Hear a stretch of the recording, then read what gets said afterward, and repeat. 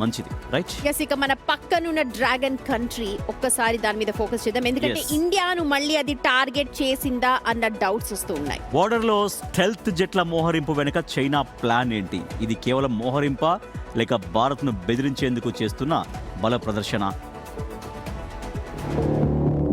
భారత సరిహద్దుల్లో డ్రాగన్ మళ్లీ తోకూపుతోంది. ఒకటి కాదు, రెండు కాదు, ఏకంగా 12 అత్యాధునిక ఫైటర్ జెట్లను మోహరించింది. ఇండియా చైనా బోర్డర్లో హై టెన్షన్ క్రియేట్ చేస్తోంది. చైనాకు చెందిన హోటాన్, డామ్షుంగ్ ఎయిర్ బేస్లలో J-20 స్టెల్త్ జెట్లను చైనా మోహరించినట్లు శాటిలైట్ చిత్రాలు బయటపెట్టాయి. శాటిలైట్ పిక్చర్స్ ప్రకారం హోటాన్ ఎయిర్ బేస్ లో 8, డామ్షుంగ్ లో 4 జెట్లను చైనా సిద్ధంగా ఉంచింది. లడాక్ లోని దౌలాద్ బేగ్ ఓల్డీకి ఈ హోటాన్ ఎయిర్ బేస్ కేవలం 245 కిలోమీటర్ల దూరంలోనే ఉంది.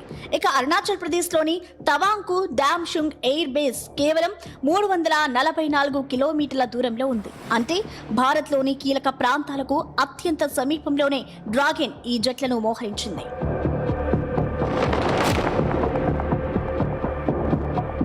చైనా మోహరించిన ఈ J-20 జెట్లు మామూలు విమానాలు కావు.